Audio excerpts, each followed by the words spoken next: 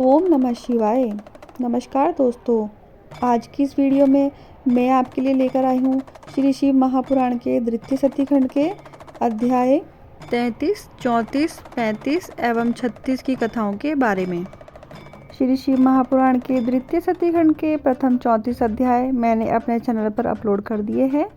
Description box में दिए गए लिंक पर जाकर आप उन सभी कथाओं का श्रवण कर सकते हैं। तो आइए 35वें अध्याय की कथा का श्रवण करते हैं। बोलिए गणेश महाराज की जय, बोलिए मेरे बाबा भोलेनाथ की जय, माँ भगवती अम्बा पार्वती की जय। द्वितीय सती खंड 33वां अध्याय।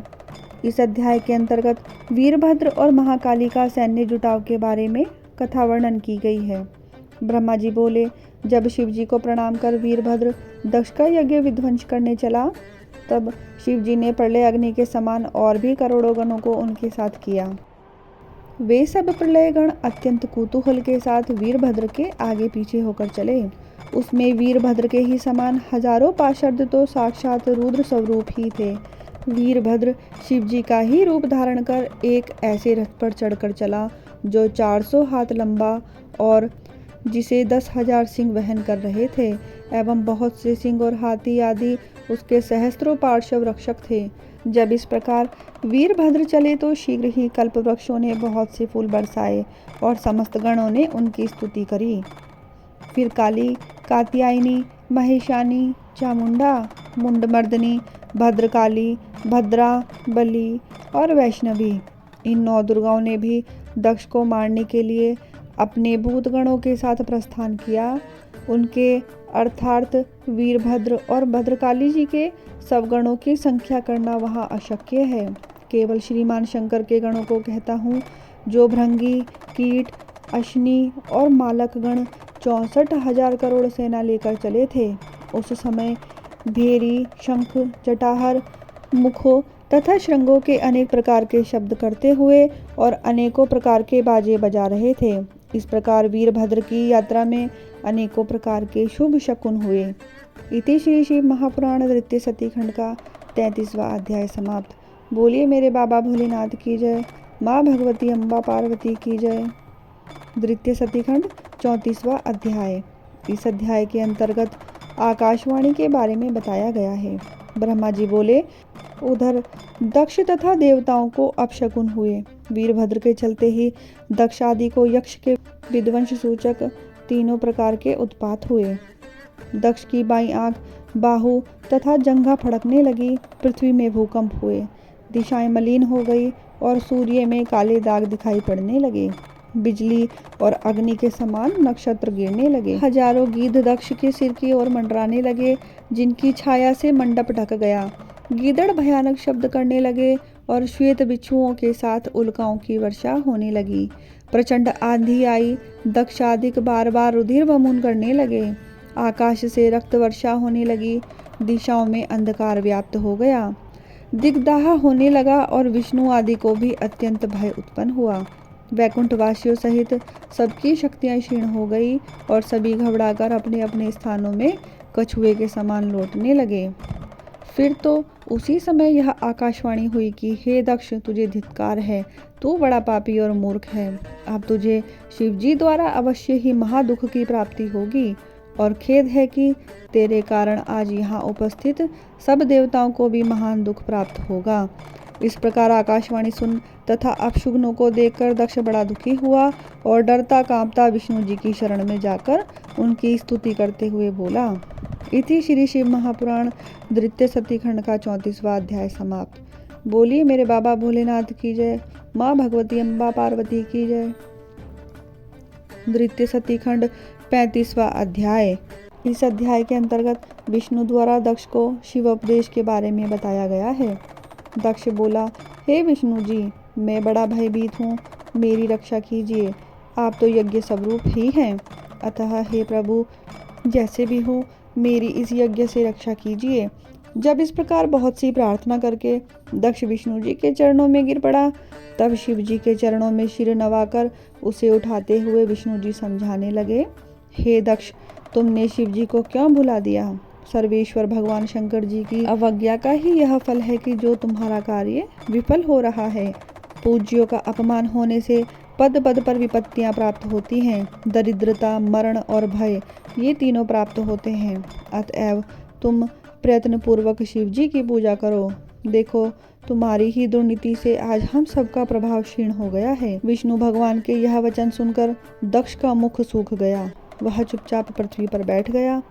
इसी समय अपनी महान सेना लेकर शिवजी द्वारा भेजे हुए वीरभद्र उस यज्ञ में आ पहुँचे, जिसके पराक्रमी असंख्य शूरवीरों से यज्ञ स्थल को कौन कौन कहे। दिशाओं सहित आकाश मंडल व्याप्त हो गया। सातों द्वीपों सहित पृथ्वी कांप उठी और समस्त समुद्र थर्रा उठे। उस सेना का उद्वेग देखकर दक्ष अपने मुख से रुधिर वमन करने लगा और अपनी स्त्री सहित विष्णु जी से बोला, हे विष्णु जी, मुझे आप ही का भरोसा है। मैंने आप ही के बल पर श्रेष्ठ कर्म आरंभ किया था, क्योंकि मैं जानता हूँ कि आप ही यज्ञों के प्रतिपालक और वेद धर्म के अधिष्ठान हैं। हे स्वामी, आप मेरे इस यज्ञ की रक्षा कीजिए। ब्रह्मा जी कहते हैं कि तब विष्णु जी दक्ष को फिर शिव तत्व समझाते हुए बोले, हे दक्ष, मैं तुम्हारे यज्ञ की रक्षा अवश्य करूँगा, क्योंकि धर्म पालन करने के लिए मैं सत्य प्रतिज्ञ हूँ। परंतु अब तो तुम अपनी क्रूर बुद्धि त्याग दो। केवल धर्म ही सर्वदा सफल नहीं होता, कर्म वही सफल होता है जिसमें फलदाता शंकर का सन्निवेश होता है। ईश्वर को त्याग केवल ज्ञान का आश्रय लेने वाला करोड़ों कल्प तक नरक में ही पड़ा रहता है। यह वीरभद्र शंकर के गणों का ऐसा सेनापति है जो कि शिव जी के शत्रु को सर्वथा ही नाश कर देता है। निसंदेह यह तुम्हारे सहित हम लोगों का भी नाश कर देगा। शिव जी आज्ञा का उल्लंघन कर मैं जो तुम्हारे यज्ञ में आया हूँ, इससे मुझे भी घोर दुख उठाना पड़ेगा और आज इसे रोकने की मुझ में भी शक्ति नहीं है। सुदर्शन चक्र का भी इस पर कुछ प्रभाव न पड़ेगा। फिर मैंने इसे छोड़ा नहीं कि यह शिव जी के पास चला जाएगा। बड़े शोक की बात है कि बिना समय आए ही आज हमारा भी प्रलय होने जा रहा है और तुम्हारा तो नाश निश्चित है। यदि हम आदर सहित वीरभद्र का पूजन भी करें तो भी वह शंकर के क्रोध से क्रोधित होकर हमारी रक्षा नहीं करेगा। हम यदि यहाँ से भाग जाएं तो भी वह वीरभद्र अपने आकर्षणों से हमें खींच लेगा, क्योंकि स्वर्ग, पाताल, पृथ्वी में कहीं भी वीरभद्र के शस्त्रों की गति रुक नहीं सकती तथा शिवजी के जितने भी गण हैं उन सब की भी उतनी ही शक्ति है। विष्णु जी ऐसा कह ही रहे थे कि वीरभद्र यज्ञ मंडप में आ गए, जिनके साथ महासागर रूप सेना मंडरा रही थी। इति श्री शिव महापुराण द्वितीय सती खंड का 35वां अध्याय समाप्त। बोलिए मेरे बाबा भोलेनाथ की जय, माँ भगवती अम्बा पार्वती की जय। द्वितीय सती खंड 36वां अध्याय। इस अध्याय के अंतर्गत वीरभद्र का अद्भुत पराक्रम के बारे में बताया गया है। ब्रह्मा जी बोले, उस समय इंद्र विष्णु जी का परिहास करते हुए अपनी प्रशंसा करने लगा और देवताओं सहित हाथ में वज्र लेकर वीरभद्र से युद्ध करने को आगे बढ़ा। तब उसका यह उद्योग देखकर रुधिर से भीगा मुख दक्ष अपनी स्त्री सहित उनके पास जाकर बोला, हे देवराज, आप लोगों के बल पर ही तो मैंने इस महान यज्ञ को आरंभ किया है, क्योंकि मैं जानता हूँ कि आप ही लोग सत्कर्मों की सिद्धि के प्रमाण हैं। दक्ष के इस वाक्य को सुनकर देवताओं सहित इंद्र शिव की माया से मोहित हो युद्ध करने के लिए आगे बढ़े। उनका शिवगणों से घोर युद्ध हुआ। याज्ञिक भृगु जी ने दक्ष के संतोष के लिए शिव जी के गणों का उच्चाटन किया। भूत, प्रेत, पिशाच पराजित होने लगे। तब यह देख वीरभद्र को बड़ा क्रोध आया और उस महाबली ने महात्रिशूल ले देवताओं को गिराना आरंभ किया। देवता, यक्ष, सिद्ध, चारण सभी उनके त्रिशूल से घायल हुए। उनकी भयंकर मार से कितने ही देवता कट मरकर खेत में रहे और कितने ही भाग चले। देवताओं की भयंकर पराजय हुई। इंद्र जैसे लोकपाल ही कठिनता से युद्ध क्षेत्र में खड़े रहे। तब उन्होंने देवगुरु बृहस्पति से अपनी जय का उपाय पूछा। बृहस्पति भगवान शंकर का स्मरण कर इंद्र से बोले, हे इंद्र, मैं क्या कहूँ? जो सिद्धांत पहले विष्णु जी कह गए हैं वही प्रधान है। शिव जी का विरोधी कभी सफलता और विजय लाभ नहीं कर सकता। तुम मूर्ख हो जो लोकपालों सहित इस यज्ञ स्थल में आए। ये परम कुपित शिव जी के गण इस यज्ञ में विघ्न करने आए हैं। इनके समक्ष तुम क्या पराक्रम करोगे? ये तो अवश्य ही विघ्न करेंगे। इनके द्वारा इस यज्ञ के विघ्ननाश का कोई उपाय नहीं हो सकता। ब्रह्मा जी कहते हैं कि जब बृहस्पति जी ने ऐसा कहा तो उनके इन वाक्यों को सुनकर इंद्रादिक लोकपालों को बड़ा खेद हुआ। उसी समय अपने महावीर गणों सहित वीरभद्र ने मन में शंकर जी का स्मरण किया और इंद्रादिक देवताओं से कहा, हे मूर्खों, तुम लोग इस यज्ञ में क्यों आए हो? अब तुम सब मेरे पास आओ तो मैं तुम्हें इसका फल दूं। हे इंद्र, हे अग्नि, हे सूर्य, चंद्रमा, कुबेर, वरुण, यम, शेष और सभी चतुर देवताओं, आज मैं तुम्हें इसका ऐसा फल दूंगा जिससे तुम सर्वदा के लिए तृप्त हो जाओगे। ऐसा कहकर गणों के सेनापति वीरभद्र ने अपने तीक्ष्ण बाणों से उन देवताओं को छेदने लगा, जिसकी भयानक मार से सब देवता भाग गए। फिर अपने गणों सहित वीरभद्र यज्ञ मंडप में पहुंचा और युद्ध से भागे देवता उसका समाचार देने के लिए पहले ही विष्णु जी के पास पहुंचे और कहा कि हे रमानाथ, जैसे भी हो इस यज्ञ की रक्षा कीजिए। तब ऋषियों के ऐसा कहने पर विष्णु जी वीरभद्र से युद्ध करने को तैयार हुए। सुदर्शन चक्र लिए चतुर्मुख भगवान विष्णु यज्ञ मंडप के बाहर आए। उन्हें देख वीरभद्र की भ्रुकुटियां टेढ़ी हो गई। उसने अत्यंत क्रुद्ध हो विष्णु जी से कहा कि हे विष्णु, क्या आपने भी शिव जी की शपथ का उल्लंघन कर दिया है? भला आपका चित्त ऐसा क्यों हो गया? क्या आप शिव शपथ का उल्लंघन कर सकते हैं?